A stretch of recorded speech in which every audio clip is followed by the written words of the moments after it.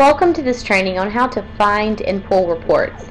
Though the reports may look different, the process of pulling the reports is the same across all events.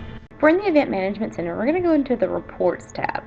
Here we have a list of all of the reports that exist for the event. There are two different types of reports. There are date range reports, which are all labeled date range, and there are non-date range reports, which don't have any definition on them. The date range reports, of course, you can specify a specific date range for those reports. For any of the other reports, you'll simply click Run Report next to the name of that report, then scroll down. You can rename this report if it will help you find it in the future, and click Next. And then we'll scroll down to the bottom and click Run Report. The nice thing about these reports is we don't have to wait for them to run before we can move on. So I'm just going to go back to the Reports tab.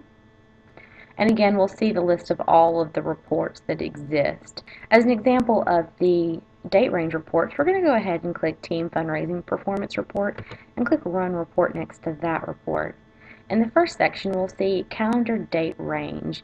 So we'll want to edit this date range to get our specific date range for this report. So we're going to do a custom date range, and then for the date part, we're going to scroll down to month, day, year. After the page refreshes, we'll see that now we have date selections that are added, so we can change these dates. So I'm going to change the date to September 30th, 2010 to December 1st, 2010. And then I'm going to go ahead and click Finish. Next, I'll go ahead and make sure everything looks okay for my calendar date range, and I'll go ahead and click Next. Next, again, I can change the title of this report to make it something easier to find. I'll go ahead and click Next. I can scroll down to the bottom of the page, and I can click Run Report.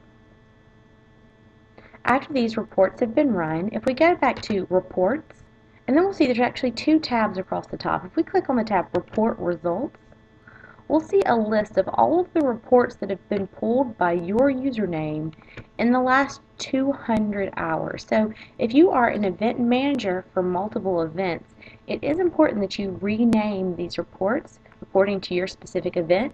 This report results area will show you a list of all of the reports regardless of the event based on your username. So if we just go back up to the top of the screen and we click refresh, we'll go ahead and refresh this page and make sure our reports have run. After our reports have run, we'll see View, Download, Print, and Delete next to these reports. We can then click Download next to any of the reports.